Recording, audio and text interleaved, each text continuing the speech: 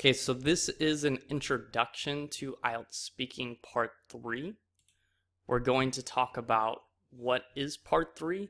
We're going to go over some example topics, an example conversation for part 3, and talk about why is part 3 the most challenging. So this is one of the more difficult, or actually the most difficult part on the IELTS speaking exam.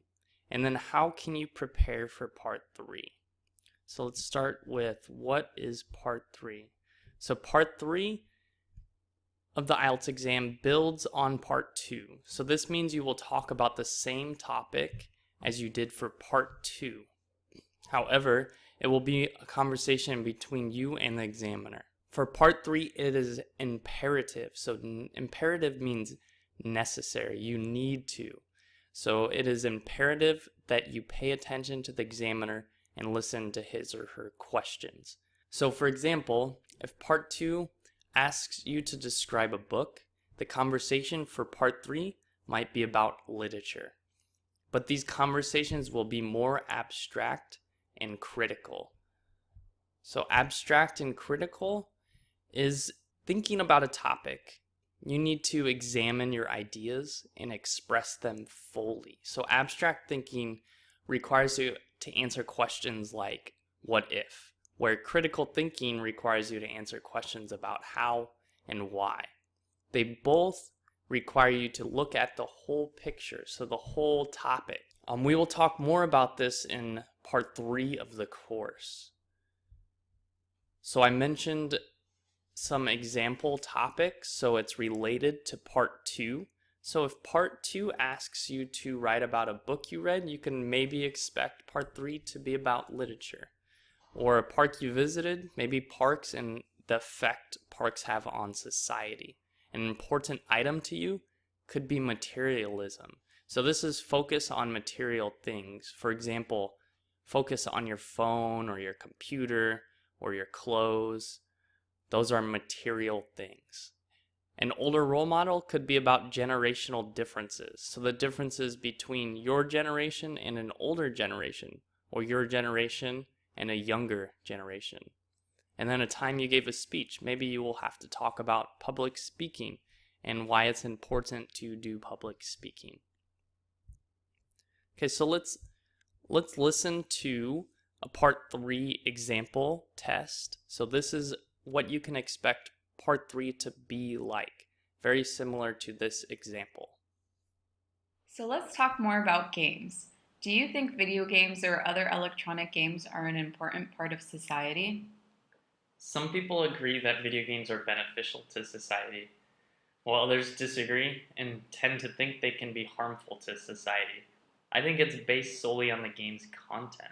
For example, some video games may contain graphic content not suitable for younger children. Some games may explore some violence, which is not good for younger children because they don't possess the critical thinking skills needed to understand the content from the games. But on the other hand, for adults or for older people, it may be a way they can manage their stress.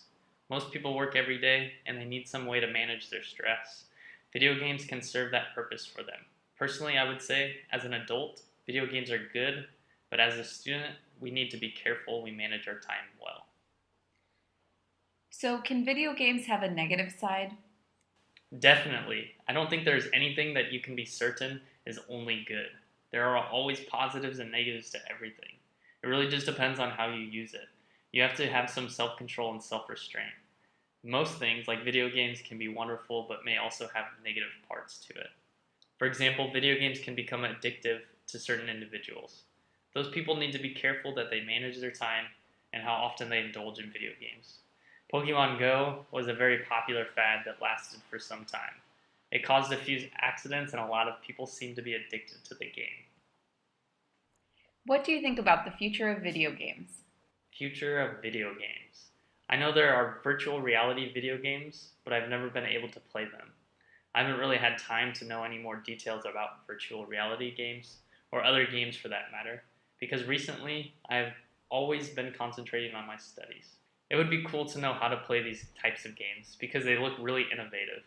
They set up a real scenario where you really feel immersed in the game. They also have virtual reality goggles that you can wear. It looks like a lot of fun.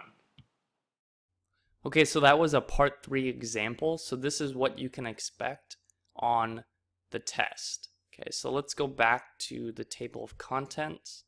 And why is part 3 the most challenging? So you saw an example. Maybe you can guess why that is a little bit more challenging.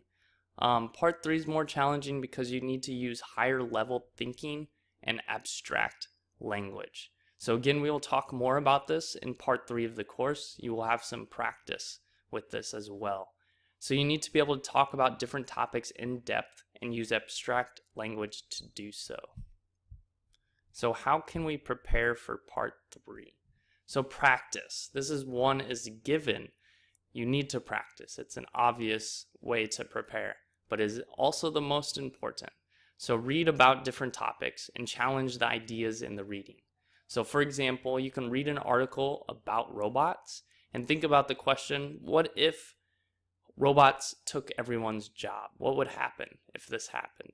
So then think about the language you need to answer this question.